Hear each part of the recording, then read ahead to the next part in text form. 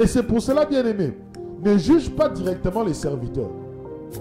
Non, je suis parti chez lui, il a prié pour moi, il n'y a rien qui s'est passé. Je suis parti chez un autre serviteur, il a prié pour moi, ça a marché. Donc lui c'est un faux, lui c'est un vrai. Non, bien-aimé, là tu confonds les choses. Là tu n'as pas la sagesse divine. Tu n'as pas la sagesse divine. Alléluia. Il y a des choses où il y avait les apôtres. Les apôtres étaient là. Ils ont essayé de chasser un démon. Ils n'ont pas pu. Est-ce que les apôtres n'avaient pas l'onction de chasser les démons? Si. Ils ont chassé les démons. Lorsque Jésus-Christ leur a dit, allez chasser les démons. Ils ont chassé les démons. Ils ont guéri les malades. Ils ont ressuscité les morts. Mais il y a eu un démon qui est venu où les apôtres n'ont pas pu le chasser. Il a fallu une sagesse divine. Alléluia. Il a fallu une sagesse divine. Ce n'était pas question d'onction, mais c'était question de sagesse. Et lorsque les apôtres sont venus vers Jésus-Christ, ils lui ont dit, mais Seigneur Jésus-Christ, nous n'arrivons pas à chasser ces démons. Pourquoi?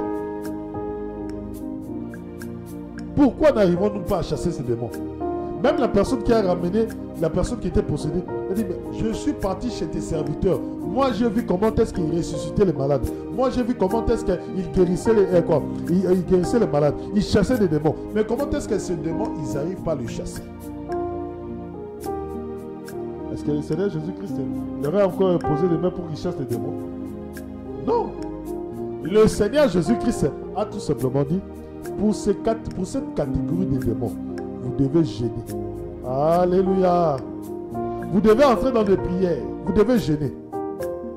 C'est-à-dire que tu peux chasser un démon sans prier. Mais pour une certaine catégorie de démons, il faut que tu jeûnes, il faut que tu pries, afin que ta foi augmente pour que tu puisses chasser ces démons. C'est pour cela, bien-aimé, quand tu remarques que dans ta situation, tu es malade, il y a une situation qui persiste, tu dois t'asseoir, tu dois dire, donc je pense que la sagesse que j'ai n'est pas suffisante. Il faut que je demande au Saint-Esprit la sagesse exacte pour que cette situation soit débloquée. Tu verras, le Saint-Esprit te dira, fais 3 jours de jeûne et prière. Tu verras, le Saint-Esprit te dira, réveille-toi à 3 h du matin, 4 h du matin, commence à prier pour cette situation.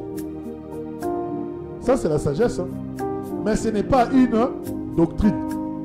Ouais, tu comprends, non? Mais ce n'est pas une doctrine. Jésus-Christ a parlé d'une doctrine, mais là, nous parlons de la sagesse divine. Revenons un peu au niveau du roi Salomon. Le roi Salomon, maintenant, a tranché. Et lorsque le roi Salomon a tranché, les gens ont remarqué qu'en lui, il y avait une sagesse divine. Alléluia. Bien-aimé, as-tu la sagesse divine en toi?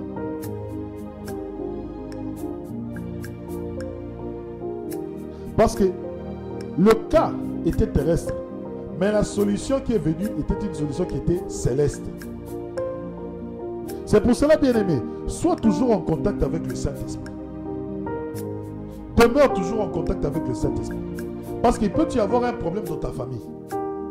Il peut y avoir un souci dans ton entourage.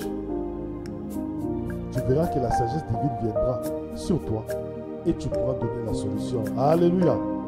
Aujourd'hui, ce que j'aimerais que nous puissions comprendre, c'est que le Seigneur Jésus-Christ est un instrument de Dieu parce qu'il est venu nous donner la solution à nos problèmes. Alléluia. J'aimerais